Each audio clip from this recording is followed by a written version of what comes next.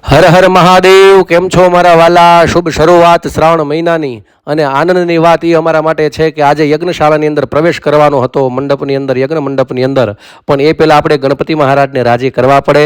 એટલે આશ્રમની અંદર આપણા માતાજી પણ આવી ગયા હતા પૂજા કરવા માટે. ગણપતિ દાદાનું પૂજન કરતા હતા અને બ્રાહ્મણો દ્વારા મંત્રોચ્ચાર દ્વારા ભગવાનનું પૂજન થઈ રહ્યું હતું, ભગવાનનું આહવાન થઈ રહ્યું હતું. અને સાથે એ પણ આનંદની વાત હતી, મહંતો સંતો પણ પધાર્યા હતા અને દૂર દૂરથી અતિથિઓ પણ આવ્યા હતા. એ પણ આ જોઈને બહુ આનંદ પામ્યા. અને બીજું પછી ત્યાંથી જ્યારે અમારે આ પૂજન પૂર્ણ કર્યું અને પછી નક્કી કર્યું કે આપણે હવે યજ્ઞશાળાની અંદર પ્રવેશ કરવાનો છે. ત્યાં તો અમારે નાના બાળ જગદંબા અમારા ઢીંગલીબેન આવ્યા અને એને જ કલશ આપી દીધો અને ભાવથી બધા એની સાથે જોડાયા. અને યજ્ઞશાળા જે બનાવી હતી એટલા બધા જો ભક્તો હતા અને બેનો હોય એટલે શિવમય તો બધા આનંદથી શિવને એ રાજી કરતા હતા. નવા નવા ધૂન અને ગીત ગાઈને ભગવાનને રાજી કરતા હતા. અને પછી અમારા બેન જો આગળ હાલતા થયા અને માતાજીએ પણ સાથ પુરાયો અને બ્રાહ્મણો દ્વારા જો ભગવાનને આપણે સ્વાગત કરવાનું હતું અને પહેલાં તો 4 પ્રદક્ષિણા કરી. તમને પણ આ જોઈને આનંદ આવી ગયો છે. શિવ ભક્તો હોય તો સબસ્ક્રાઈબ કરવાનું ભૂલતા નહીં.